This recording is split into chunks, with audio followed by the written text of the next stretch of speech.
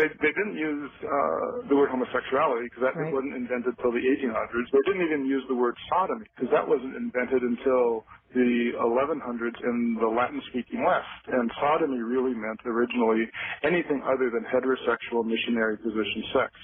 Sodomy meant almost anything you wanted. It meant a woman on top of her husband. It meant two men together. It meant it could mean rape. It could mean consensual sex. It was a really catch-all phrase. And even in the 4th century, to talk about the sin of Sodom was generally to talk about inhospitality. There's very few references to the behavior of the Sodomites in the Old Testament and associating it specifically with desire of an adult man for another adult man. In fact, in the Byzantine world, the quintessential irresistible sexual object was considered a beardless boy, a young man whose beard really hadn't come in fully yet, or a eunuch.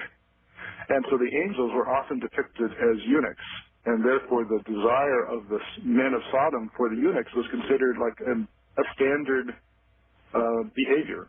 In fact, in monasteries, it was considered like a normal thing for two adult monks to maybe develop a relationship, and they got a slap on the wrist and said, well, don't do that again. But for the monastic rules are very clear that no beardless boy, no young man whose beard hadn't fully come in yet was to be admitted as a novice to the monastery, because you couldn't expect a grown monk to behave himself in the presence of such an irresistible young man. And so rather than tell the adult monks to behave themselves, the monastic authorities thought it was more realistic just to tell the beardless boys, don't come in the front door until you're older than 20 or 21.